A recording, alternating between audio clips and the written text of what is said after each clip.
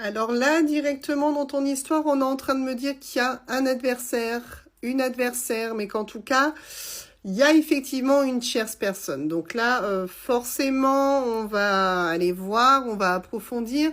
Mais là, déjà, on voit qu'il y a une personne en plus dans ton histoire, hein. On me dit que la personne à laquelle tu penses est vulnérable face à cette personne-là. On pourrait presque dire que finalement, c'est une personne qui en a peur. Mais on est vraiment sur le fait que si cette personne n'agit pas, c'est qu'elle est vraiment fragile face à cette personne, c'est qu'elle a du mal peut-être à avouer les choses, en l'occurrence à cette personne-là. Mais ouais, on voit vraiment que cette tierce personne rend très très vulnérable la personne à laquelle tu penses, hein. Ok. Alors, ce qu'on est en train de me dire, c'est que c'est relativement stable entre ces deux personnes-là. Malgré la vulnérabilité de cette personne, on voit que les choses sont quand même relativement stables.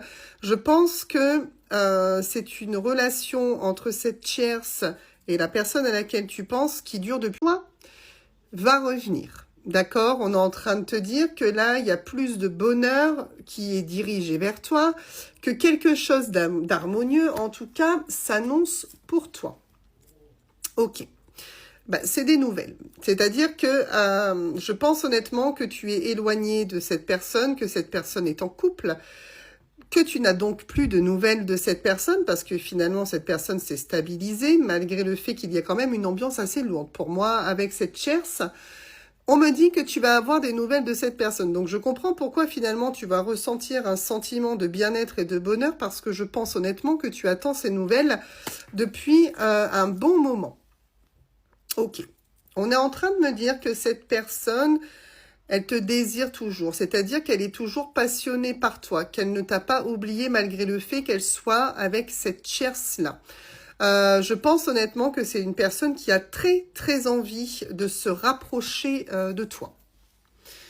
Ouais, tu vois, on me confirme que tu vas avoir des nouvelles de cette personne à un moment inattendu. Tu vas être surprise finalement d'avoir des nouvelles de cette personne. J'ai l'impression que toi, dans ta tête, tu t'étais dit, bon ben voilà, cette personne est posée.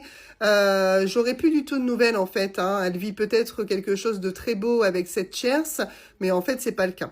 C'est pas le cas. Même si c'est stable, il y a quelque chose qui ne va pas dans ce couple et on me dit clairement que cette personne va revenir à toi soudainement. Ouais, tu vois, c'est ce que je pensais. La tierce, là, elle a une certaine autorité sur cette personne. C'est-à-dire que on a, pour moi, une tierce qui est quand même un petit peu écrasante, d'accord? D'où le fait, finalement, que la personne à laquelle tu penses a du mal à revenir vers toi, a des envies, mais ne le fait pas, a peur également, hein.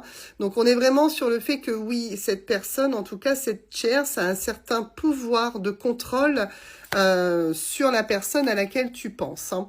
Ok, on me dit que cette personne finalement, elle est en train de travailler intérieurement sur elle-même, c'est-à-dire que c'est quelqu'un qui est en train d'entrevoir qu'il y a besoin de passer à l'action, qu'il y a besoin d'entreprendre vraiment quelque chose pour se sortir de là, hein. Tu vois, on me dit que c'est une personne qui, en tout cas, demande des conseils. Peu importe l'aide extérieure, ça peut être un ami, une amie, ça peut être également se renseigner, comment procéder, suis-je sur le bon chemin.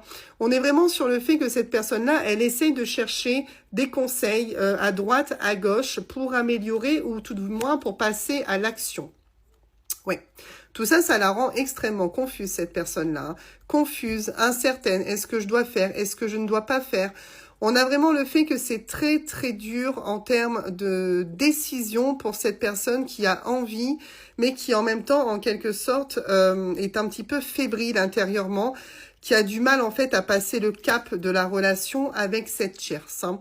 On me dit que ouais, et voilà, il y a quoi qu'il en soit quelque chose sur le fait que pour moi, oui, il y a une famille avec cette tierce, ou alors il y a vraiment un rapport avec le fait quand même d'être soutenu par cette personne-là. Alors, est-ce que vraiment c'est un bon soutien? Je n'en suis pas sûre. Mais on a vraiment le fait, en tout cas, d'être posé avec cette personne-là. Vraiment, je pense que la tierce est avec cette personne depuis un petit moment. On me dit qu'il y a beaucoup d'obstacles, hein.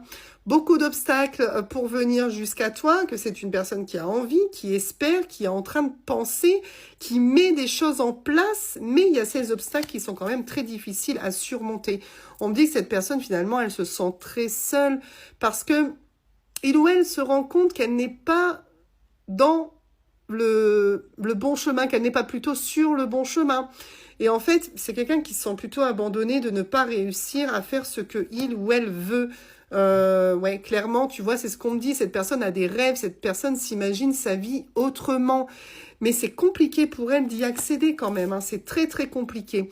Bon, en termes d'union, ça se fera avec cette personne-là, mais attends-toi effectivement à ce que ça prenne un petit peu de temps avant que que cette personne réussisse vraiment à partir, hein, vraiment à quitter la tierce. Je pense effectivement que cette personne fait tout son possible pour mettre en œuvre des choses. Quoi qu'il en soit, on a vraiment le fait que cette personne y arrivera parce qu'il y a bel et bien une union à venir entre vous.